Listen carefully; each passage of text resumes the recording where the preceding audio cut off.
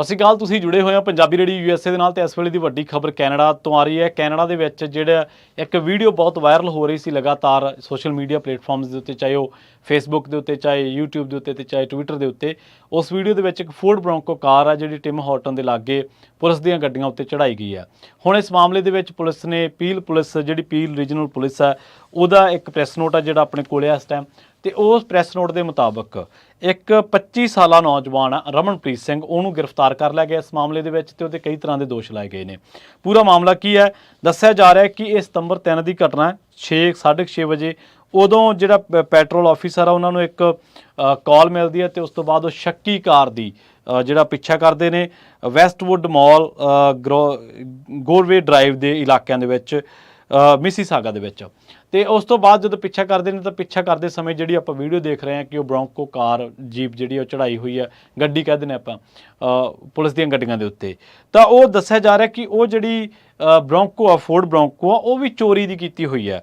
ਹੁਣ ਜਿਹੜੇ ਰਮਨਪ੍ਰੀਤ ਸਿੰਘ 25 ਸਾਲ ਦਾ ਇਹ ਨੌਜਵਾਨ ਹੈ, ਇਹਦੇ ਉੱਤੇ ਜਿਹੜੇ ਚਾਰਜਸ ਲੱਗੇ ਨੇ possession of property obtained by crime, flight from the peace officer, dangerous operation, obstruct peace officer. ਤੇ ਜੇਕਰ ਆਪਾਂ ਇਹਨਾਂ ਨੂੰ ਪੰਜਾਬੀ ਤਰਜਮੇ ਦੇ ਵਿੱਚ ਸਮਝਣਾ ਹੋਵੇ ਕਿ ਚੋਰੀ ਦੀ ਕਾਰ ਦੇ ਨਾਲ ਚੋਰੀ ਕਰਨੀ ਤੇ ਉਸ ਤੋਂ ਬਾਅਦ ਉਹਦੇ ਨਾਲ ਵਾਰਦਾਤ ਨੂੰ ਅੰਜਾਮ ਦੇਣਾ, ਪੀਸ ਆਫੀਸਰ ਪੁਲਿਸ ਅਫਸਰ ਨਾਲ ਝਗੜਾ ਕਰਨਾ ਜਾਂ ਉਹਦੇ ਕੰਮ ਦੇ ਵਿੱਚ ਵਿਘਨ ਪਾਉਣਾ ਜਾਂ ਇਸ ਤਰ੍ਹਾਂ ਮਤਲਬ ਉਹਦੀ ਜਾਨ ਜੋਖਮ ਦੇ ਵਿੱਚ ਪਾਉਣਾ ਜਾਂ ਡੇਂਜਰਸ ਆਪਰੇਸ਼ਨ ਕਰਨਾ, ਜਿਹੜੇ ਉਹ ਸ਼ਾਮਲ ਨੇ। ਦੱਸਿਆ ਜਾ ਰਿਹਾ ਕਿ ਜਿਹੜੀ ਟਿਮ ਹਾਰਟਨ ਦਾ ਡਰਾਈਵ ਥਰੂ ਹੈ ਉੱਥੇ ਫਿਰ ਇਹਨਾਂ ਦੀ ਜਿਹੜੀ ਇਹ ਸਟੋਲਨ ਪ੍ਰੋਪਰਟੀ ਜਿਹਨੂੰ ਦੱਸਿਆ ਫੋਰਡ ਬ੍ਰੋਂਕੋ ਨੂੰ, ਉਹਦੇ ਨਾਲ ਪੁਲਿਸ ਦਾ ਆਮੋ ਸਾਹਮਣਾ ਹੋ ਗਿਆ ਸੀਗਾ।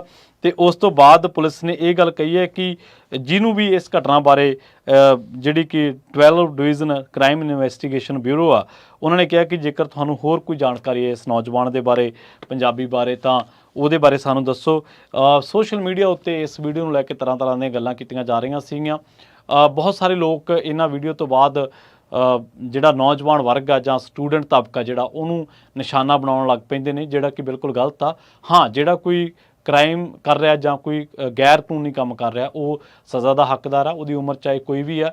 ਪਰ ਲੰਘੇ ਦਿਨਾਂ ਦੇ ਵਿੱਚ ਗੈਰ ਕਾਨੂੰਨੀ ਕਾਰਵਾਈਆਂ ਦੇ ਵਿੱਚ, ਗੈਰ ਸਮਾਜਿਕ ਕਾਰਵਾਈਆਂ ਦੇ ਵਿੱਚ, ਜਾਂ ਕਹਿ ਲਓ ਕਿ ਜਿਨ੍ਹਾਂ ਦੇ ਵਿੱਚ ਕ੍ਰਾਈਮ ਇਨਵੋਲਵ ਹੈ, ਚਾਹੇ ਉਹ ਕਾਲਸ ਦਾ ਮਸਲਾ ਹੋਵੇ, ਚਾਹੇ ਉਹ ਫਰੌਤੀ ਮੰਗਣ ਦਾ ਮਾਮਲਾ ਹੋਵੇ, ਤਾਂ ਉਹਨਾਂ ਮਾਮਲਿਆਂ ਦੇ ਵਿੱਚ ਪੰਜਾਬੀ ਜਿਹੜੇ ਨੌਜਵਾਨ ਨੇ, ਚਾਹੇ ਉਹ ਸਟੂਡੈਂਟ ਦੇ ਕੌਮਾਂਤਰੀ ਵਿਦਿਆਰਥੀ ਨੇ ਤੇ ਚਾਹੇ ਉਹ ਇੱਥੋਂ ਦੇ ਜੰਮਪਲ ਨੇ, ਪੰਜਾਬੀ ਨਾਮ ਜਿਨ੍ਹਾਂ ਦੇ ਸਰਨੇਮ ਪਿੱਛੇ ਪਤਾ ਲੱਗਦਾ ਆਉਂਦਾ, ਤਾਂ ਉਹਨਾਂ ਦੀ ਕਾਫੀ ਸ਼ਮੂਲੀਅਤ ਇਹਨਾਂ ਮਾਮਲਿਆਂ ਦੇ ਵਿੱਚ ਵਧੀ ਆ, ਜਿਹੜੀ ਕਿ ਇੱਧਰ ਵਸਦੇ ਪੰਜਾਬੀ ਭਾਈਚਾਰੇ ਦੇ ਲਈ ਤੇ ਸਾਡੀਆਂ ਪੀੜ੍ਹੀਆਂ ਦੇ ਲਈ, ਜਿਹੜੇ ਇੱਧਰ ਨੌਜਵਾਨ ਪੀੜ੍ਹੀਆਂ ਦੇ ਲਈ ਚਿੰਤਾ ਦਾ ਸਬੱਬ ਆ। ਕਿਉਂਕਿ ਉਹ ਇੱਧਰ ਕੰਮ ਕਰਨ ਆਉਂਦੇ ਨੇ, ਇੱਧਰ ਮਿਹਨਤਾਂ ਕਰਨ ਆਉਂਦੇ ਨੇ, ਪਰ ਉਹਨਾਂ ਦੇ ਵਿੱਚੋਂ ਕੁਛ ਕੁ ਲੋਕ ਜਿਹੜੇ ਨੇ ਉਹ ਇਸ ਤਰ੍ਹਾਂ ਦੀਆਂ ਵਾਰਦਾਤਾਂ ਨੂੰ ਅੰਜਾਮ ਦੇ ਦਿੰਦੇ ਨੇ, ਜਿਹਦੇ ਨਾਲ ਫਿਰ ਪੂਰੇ ਹੀ ਭਾਈਚਾਰੇ ਦਾ ਜਿਹੜਾ ਸਿਹਰਾ ਉਹ ਝੁਕਦਾ ਸ਼ਰਮ ਦੇ ਨਾਲ। ਸੋ ਬਹੁਤ ਬਹੁਤ ਧੰਨਵਾਦ।